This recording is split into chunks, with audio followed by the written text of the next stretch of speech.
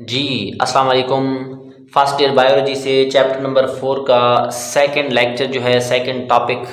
तो इसके अंदर हमने जनरलाइज स्ट्रक्चर जो है, जनरलाइज सेल जो है उसके हमने स्ट्रक्चर को देखना है, उसकी साख्त को देखना है कि एक सेल जो है उसकी साख्त कैसे होती है या सेल की स्टडी जो है वो कैसे की जाती है। तो सबसे पहले हम बात करते हैं कि जो सेल की साख्त है उसको हम स्टडी कर सकते हैं एक टेक्निक की मदद से। उस टेक्निक का नाम है सेल फ्रैक्शनेशन टेक्निक। अब हम देखते हैं कि सेल फ्रैक्शनेशन टेक्निक होती क्या है, इसके अंदर जो है इसके स्टेप्स या इसका प्रोसीजर कैसे होता है, सेल की हम इस साख्त की यहाँ पे स्टडी कैसे करते हैं। तो होता क्या है कि जो सेल है, सेल इंतहाई छोटा होता है। तो सेल के स्ट्रक्चर को देखने के लिए हम क्या करते हैं, लाइट माइक्रोस्कोप इस्तेमाल करते हैं, लाइट माइक्रोस्कोप इस्तेमाल करते हैं या इलेक्ट्रॉन माइक्रोस्कोप इस्तेमाल करते हैं। मतलब कि सेल की स्टडी करने के लिए जो टेक्निक इस्तेमाल होती हैं, जो पहले इस्तेमाल होती थी, उनमें हम दो चीज़ें इस्तेमाल करते थे, लाइट माइक्रोस्कोप और इलेक्ट्रॉन माइक्रोस्कोप। लेकिन जो मॉडर्न टेक्निक है जो सेल की स्टडी के लिए इस्तेमाल होती है उसको हम कहते हैं सेल फ्रैक्शनेशन टेक्निक। अब इसमें होता क्या है कि it is use to isolate, ये आइसोलेट करने के लिए इस्तेमाल होती है किस चीज़ को। अब एक मिसाल के तौर पर एक सेल है, सेल के कंपोनेंट्स जो हैं, कंपोनेंट्स और ऑर्गेनेलीज, उनको आइसोलेट करने के लिए जो टेक्निक इस्तेमाल होती है उसको हम कहते हैं सेल फ्रैक्शनेशन टेक्निक। अब इस टेक्निक की मदद से हम क्या करते हैं कि सेल की साख्त और फंक्शन की भी स्टडी कर सकते हैं डिटेल के साथ। तो ये जो टेक्निक है वो क्या कहलाती है, सेल फ्रैक्शनेशन टेक्निक। तो सबसे पहले अगर हम बात करें कि इसके स्टेप्स जो हैं वो कौन से हैं, तो स्टेप जो है सबसे पहला वो है सेंट्रीफ्यूगेशन। अब सेंट्रीफ्यूगेशन में होता क्या है, बिल्कुल आसान और सिंपल सा टॉपिक है। हम लोगों ने क्या करना है, टिश्यूज़ लेने हैं, या आपके पास टिश्यूज़ हैं या जो सेल हैं उनका ग्रुप है जिसको हमने क्या नाम दिया हुआ है, टिश्यू सेल्स का। अब ये जो टिश्यू सेल्स हैं सबसे पहले हमने इनको होमोजेनाइज करवाना है, इनको हमने टुकड़े करवाने हैं इनको हमने क्या करना है, ग्राइंड करवाना है एक मशीन के अंदर। तो होता क्या है कि इसको हम क्या करते हैं, इसके टुकड़े करते हैं। टुकड़े करने के लिए इसको होमोजेनाइज्ड किया जाता है। तो जो होमोजेनाइज्ड का प्रोसेस है उसको हम कहते हैं होमोजेनाइजेशन। अब जो होमोजेनाइजेशन है इसके अंदर हमने क्या करना है, इसको इस मशीन के अंदर डाल देना है, इसको घुमाना है। अब इसके यहाँ पे स्पेसिफिक टेम्परेचर भी मौजूद होगा, यहाँ पे पीएच भी मौजूद होती है, एंजाइम भी मौजूद होते हैं जो क्या करते हैं इन टिश्यूज़ को या सेल्स को की ब्रेक डाउन के लिए इस्तेमाल होते हैं। अब जब यहाँ पे इसकी ब्रेक डाउन की जाएगी तो इनको हमने किस चीज़ के अंदर लेना है, टेस्ट ट्यूब के अंदर। अब ये जो आपके पास टेस्ट ट्यूब है, टेस्ट ट्यूब के अंदर आप देख सकते हैं ये जो टुकड़े थे वो क्या हो गए हैं, छोटे छोटे टुकड़ों में सेल्स डिवाइड हो गए हैं। अब इसी वजह से इनको हम नाम देते हैं होमोजिनेट का। अब इसके बाद क्या करते हैं कि ये जो हमारे पास होमोजिनेट है, होमोजिनेट को हम उठाएंगे, इसको उठाकर जो है हम एक मशीन के अंदर डालेंगे। उस मशीन को क्या कहते हैं, डिफरेंशिएशनल सेंट्रीफ्यूगेशन। अब इस मशीन के साथ फिट कर देंगे। आप देख सकते हो ये एक टेस्ट ट्यूब है, ये जो टेस्ट ट्यूब है इसके साथ अटैच कर देंगे। अब ये इसको ऐसे मतलब ऐसे स्पीड से घुमाते हैं। अब जब स्पीड से घुमाते हैं तो स्पीड से घुमाने की वजह से जो लो डेंसिटी वाले मटीरियल होंगे, जो लो डेंसिटी वाले कंपोनेंट होंगे सेल के, वो क्या करेंगे, ऊपर की तरफ तैरने लगेंगे, और जो भारी होंगे वो नीचे की तरफ बैठ जाते हैं। अब डेंसिटी की बुनियाद पर हम क्या कर सकते हैं कि उनको एक दूसरे से सेपरेट कर सकते हैं, अलग कर सकते हैं। तो ये एक सिंपल सा मेथड है जिसको हम क्या कहते हैं, सेंट्रीफ्यूगेशन मशीन। अब होता क्या है कि कुछ सेल के पार्ट्स या कंपोनेंट्स या ऑर्गेनेलीज ऐसे भी होते हैं जिनको क्या करते हैं कि ज़्यादा स्पिनिंग या ज़्यादा घुमाने की ज़रूरत पड़ती है, मतलब उनको अलग करने के लिए ज़्यादा घुमाया जाता है। तो उनको घुमाने के लिए जिस चीज़ को हम इस्तेमाल करते हैं वो है अल्ट्रा सेंट्रीफ्यूगेशन। अब ये जो आप लोगों ने एक सिंपल सा मेथड जो है वो सुना, इसकी थ्योरी कैसे लिखेंगे, तो आपने बिल्कुल सिंपल जो है ऐसे लिखना है कि सबसे पहले हमने स्टेप्स लिखने हैं। स्टेप्स के अंदर क्या किया गया है, सेंट्रीफ्यूगेशन का नाम लिखा हुआ है, मतलब एक हेडिंग दी गई है। इसमें हमने क्या करना है, टिश्यूज़ को हम होमोजेनाइज करवाते हैं, टिश्यूज़ को हम तोड़ते हैं एक स्पेशल इंस्ट्रूमेंट में। उस स्पेशल इंस्ट्रूमेंट को हम नाम देते हैं सेंट्रीफ्यूज का। अब ये जो सेंट्रीफ्यूज है उसके अंदर हमने किस चीज़ को लेना है, टिश्यूज़ को उनको हमने स्पिन करवाना है, होमोजेनाइज्ड करवाना है। अब होता क्या है कि डिफरेंट पार्ट ऑफ सेल के मुख्तलिफ पार्ट्स जो हैं वो सेपरेट हो जाते हैं, अलहदा हो जाते हैं। किस चीज़ की बुनियाद पर? डेंसिटी ग्रेडियंट की बुनियाद पर। अब जब डेंसिटी ग्रेडियंट का मतलब है कि डेंसिटी के फ़र्क की वजह से, तो जो भारी चीज़ें होती हैं वो नीचे बैठ जाती हैं, जो भारी कंपोनेंट होते हैं वो नीचे बैठ जाते हैं, जो हल्के होते हैं वो क्या हो जाते हैं? ऊपर हो जाते हैं। अब इसमें किया जाता है, क्या किया जाता है, ये प्रोसेस होता कैसे है कि इस चीज़ को अचीव करने के लिए, हासिल करने के लिए हम क्या करते हैं, इसको स्पिन करते हैं, स्पीड से घुमाते हैं। इसको स्पीड से घुमाते किस चीज़ को हैं? सबसे पहले हमने तोड़ा हुआ था ना, जो टूट चुके थे मतलब टिश्यूज़ के कंपोनेंट्स, उनको हमने मशीन के अंदर डालना है, उसको स्पीड से घुमाना है, स्पिन करना है। जब इसको हम स्पिन करते हैं, घुमाते हैं, तो उसके जो मतलब कंपोनेंट हैं वो एक दूसरे से सेपरेट हो जाते हैं। अब ये प्रोसेस एक मीडियम स्पीड के अंदर क्या किया जाता है? परफॉर्म किया जाता है। अब होता क्या है कि इनके पास लेयर्स बन जाती हैं। अब जो लेयर्स बनती हैं, दरअसल टेस्ट ट्यूब के अंदर जो लेयर्स बनेगी, मिसाल के तौर पर आपके पास ये एक टेस्ट ट्यूब है। टेस्ट ट्यूब के अंदर जो हल्की लेयर होगी वो ऊपर आ जाएगी, जो भारी होगी वो नीचे बैठ जाएगी। इसी तरीके से जो सबसे ज़्यादा भारी होगी वो बिल्कुल बॉटम पर मतलब तह पर बैठ जाएगी।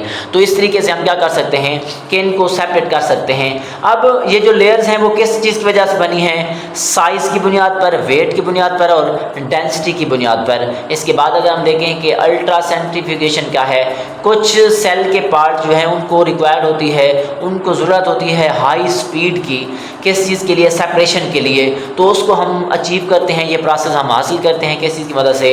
अल्ट्रा सेंट्रीफ्यूगेशन की मदद से। तो ये हमारे पास क्या चीज़ है? सेल फ्रैक्शनेशन टेक्निक है।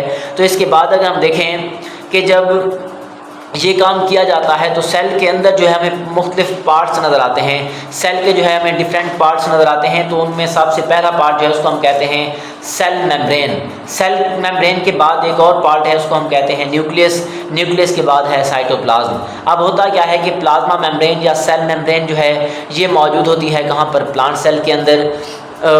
इसी तरह अगर हम जो सेल मेम्ब्रेन है वो प्लांट सेल में भी होगी, एनिमल सेल में भी होगी, लेकिन इसके प्लांट सेल जो होंगे उनके गिर्द एक और दीवार मौजूद होती है, पाल पाई जाती है, उसको हम कहते हैं सेल वाल। इसके बाद अगर हम देखें कि जो न्यूक्लियस है, न्यूक्लियस क्या करता है? इसके पास मटेरियल मौजूद होता है, न्यूक्लियर मटेरियल मौजूद होता है। इसी के साथ साथ क्रोमैटिन मटेरियल भी मौजूद होता है किस चीज़ के पास? न्यूक्लियस के पास। उसके बाद बात करते हैं साइटोप्लाज्म की। तो साइटोप्लाज्म के पास जो हैं सेल की ऑर्गेनेलीज मौजूद होती हैं, सेल की साख्तें मौजूद होती हैं। इसी तरह अगर हम बात करें कि हमारे पास ये तो सेल के पार्ट थे, प्लाज्मा मेम्ब्रेन, न्यूक्लियस और साइटोप्लाज्म। उसके बाद देखें कि दो टाइप्स के सेल हैं, प्रोकैरियोटिक सेल और यूकैरियोटिक सेल। अब प्रोकैरियोटिक सेल के पास वाज़े या वेल डिफाइंड न्यूक्लियस मौजूद नहीं होता, यूकैरियोटिक सेल के पास वाज़े न्यूक्लियस मौजूद होता है। इसी तरह जो प्रोकैरियोट्स हैं इनके पास न्यूक्लियर मेम्ब्रेन मौजूद नहीं होती, लेकिन इनके पास न्यूक्लियर मेम्ब्रेन मौजूद होती है। तो इनके पास न्यूक्लियर मेम्ब्रेन मौजूद नहीं है, वाज़े न्यूक्लियस मौजूद नहीं है, लेकिन इसका जो न्यूक्लियर मटेरियल होगा वो सब मर्ज होगा किस चीज़ के अंदर? साइटोप्लाज्म के अंदर। लेकिन जो यूकैरियोटिक सेल होते हैं इनका जो मतलब मटेरियल है, न्यूक्लियर मटेरियल है, वो मौजूद होता है किस चीज़ के अंदर? न्यूक्लियर मेम्ब्रेन के अंदर, मतलब न्यूक्लियस के अंदर मौजूद होता है। उसके गिर्द दीवार होती है जिसको हम क्या नाम देते हैं? न्यूक्लियर मेम्ब्रेन का नाम देते हैं या न्यूक्लियर इन्वेलप का नाम देते हैं। इसी तरह अगर हम बात करें साइज़ ऑफ सेल की, कि सेल के साइज़ की अगर हम बात करते हैं, तो अब होता क्या है कि सिंपल वे में आप बताओगे कि सेल जो है वो क्या होते हैं? इंतहाई छोटे होते हैं, लेकिन कुछ सेल जो है वो क्या होते हैं? बड़े भी होते हैं। जैसे कि आपके पास शुतुरमुर्ग जो है उसका जो अंडा है वो भी, एग जो है वो भी एक सेल है। तो सबसे पहले हम बात करते हैं साइज़ ऑफ सेल की। इसके सेल के साइज़ की बात कर लें तो यूकैरियोटिक सेल जो हैं वो वेरिएंट साइज़ होते हैं, उनका साइज़ जो है वो क्या होता रहता है? चेंज होता रहता है। जो बिगेस्ट सेल है वो किस चीज़ का है? एग है। एग सेल एक बिगेस्ट सेल है, ऑस्ट्रिच मतलब शुतुरमुर्ग का। मोस्ट ऑफ सेल्स, बहुत सारे सेल्स जो हैं उनको हम नेकेड आई से, मतलब बग़ैर माइक्रोस्कोप से उनको हम देख नहीं सकते, और इनका जो साइज़ है उसकी जब पैमाइश करते हैं तो उसकी हम पैमाइश माइक्रोन मीटर में करते हैं। तो एक माइक्रोन मीटर जो है वो किस चीज़ के बराबर होता है? 1 मतलब 1 मल्टीप्लाइड बाय 10⁻⁻⁻6 ऑफ मीटर, ये किस चीज़ के कौन इस चीज़ के बराबर है? 1 माइक्रोन मीटर। तो इसके बाद अगर हम बात करते हैं कि प्लांट सेल और एनिमल सेल में फ़र्क, तो प्लांट सेल के पास सेल वाल मौजूद होती है, एनिमल सेल्स के पास सेल वाल मौजूद नहीं होती। प्लांट सेल के पास सेंट्रियोल्स जो है वो एब्सेंट होते हैं, इनके पास प्रेजेंट होते हैं। ये जो प्लांट सेल है इनके पास लार्ज वैक्यूल होता है, बड़ा वैक्यूल होता है, और एक होता है इनके पास काफ़ी सारे छोटे से वैक्यूल पाए जाते हैं। इसी तरह अगर हम बात करें कि प्लास्टिड मौजूद होते हैं, प्लांट सेल के अंदर प्लास्टिड जो है वो मौजूद नहीं होते, किसके पास? एनिमल सेल्स के पास। तो इसी तरह आप अगर स्केच की बात करें, डायग्राम्स की बात करें, तो ये हमारे पास क्या चीज़ है? एनिमल सेल्स है, ये एनिमल सेल्स का स्ट्रक्चर है, और ये किस चीज़ का स्ट्रक्चर है? प्लांट सेल की डायग्राम है या प्लांट सेल का स्ट्रक्चर है। तो आप देख सकते हो कि यहाँ पे न्यूक्लियस मौजूद है, और जो वैक्यूल्स हैं वो क्या होते हैं? छोटे छोटे वैक्यूल्स पाए जाते हैं। अब ये जो आपको चीज़ें नज़र आ रही हैं, इन्हीं हम कहते हैं एंडोप्लाज्मिक रेटिकुलम। ये जो है रफ एंडोप्लाज्मिक रेटिकुलम है, क्योंकि इसके पास राइबोसोम मौजूद होते हैं, और ये जो है स्मूथ एंडोप्लाज्मिक रेटिकुलम है, क्योंकि इसके पास राइबोसोम मौजूद नहीं होते। अब ये हमारे पास न्यूक्लियस है, न्यूक्लियस के सेंटर के अंदर क्या चीज़ मौजूद होती है? न्यूक्लियोलस मौजूद होता है। न्यूक्लियस की मेम्ब्रेन को हम क्या नाम देते हैं? न्यूक्लियर इन्वेलप का नाम देते हैं। इसी तरह इसके पास माइटोकॉन्ड्रिया मौजूद है, पैरोक्सिसोम भी मौजूद हैं, लाइसोसोम भी मौजूद हैं। उसके बाद जो है वैक्यूल पाया जाता है, लेकिन तादाद में ज़्यादा होते हैं। सेंट्रोसोम मौजूद होते हैं, उसको सेंट्रोसोम कहते हैं। सेंट्रियोल का जो है सेंट्रियोल, यहाँ पे न्यूक्लियस के पास सेंट्रियोल का जोड़ा पाया जाता है, उसे हम क्या कहते हैं? सेंट्रोसोम कहते हैं। इसी तरह इसके पास साइटोस्केलेटन मौजूद है, और इसके पास सिर्फ एक मेम्ब्रेन मौजूद है, जिसको हमने क्या नाम दिया हुआ है? प्लाज्मा मेम्ब्रेन का नाम दिया हुआ है। इसके साथ साथ इसके पास राइबोसोम मौजूद हैं। उसके बाद ये जो आपको साख नज़र आ रही है, इसे हम कहते हैं गाल्जी अपरेटस, और यहाँ पे फ्लैजेलम भी मौजूद है। इसी तरह अगर हम बात करें प्लांट सेल की, तो प्लांट सेल के अंदर या प्लांट सेल की दो मेम्ब्रेन होती हैं, दो दीवारें होती हैं। जो बाहर वाली है उसको हम कहते हैं सेल वाल का, जो अंदर वाली है उसको हम कहते हैं सेल मेम्ब्रेन का। इसी तरह इसके पास एक बड़ा वैक्यूल मौजूद है, लार्ज वैक्यूल मौजूद है। तो लार्ज वैक्यूल के होने की वजह से जो न्यूक्लियस है वो एक साइड पे धकेल दिया जाता है। तो यहाँ पे न्यूक्लियस मौजूद है, उसके अंदर न्यूक्लियोलस मौजूद है, यहाँ पे माइटोकॉन्ड्रिया भी मौजूद है, पैरोक्सिसोम मौजूद हैं, यहाँ पे क्लोरोप्लास्ट मौजूद है, यहाँ पे क्लोरोप्लास्ट मौजूद नहीं थी, यहाँ पे सेल वाल मौजूद है, यहाँ पे सेल वाल मौजूद नहीं थी, यहाँ पे जो है सेंट्रियोल्स मौजूद है, यहाँ पे सेंट्रियोल्स मौजूद नहीं है, यहाँ पे जो है प्लास्टिड या क्लोरोप्लास्ट मौजूद है, यहाँ पे क्लोरोप्लास्ट मौजूद नहीं है। इसी तरह इसकी जो सेल वाल है उसके गिर्द सुराख होते हैं, उसके अंदर छोटे छोटे सुराख पाए जाते हैं, जिनके ज़रिए जो है मटेरियल्स जो है वो की ट्रांसपोर्ट होती है, उसे हम कहते हैं प्लाज्मोडेस्माटा। तो ये हमारे पास दो सेल हैं, प्लांट सेल और एनिमल सेल्स। आप एज इट इसी तरह जो है आपने लिखना है, इंशाल्लाह नंबर नहीं कटेंगे।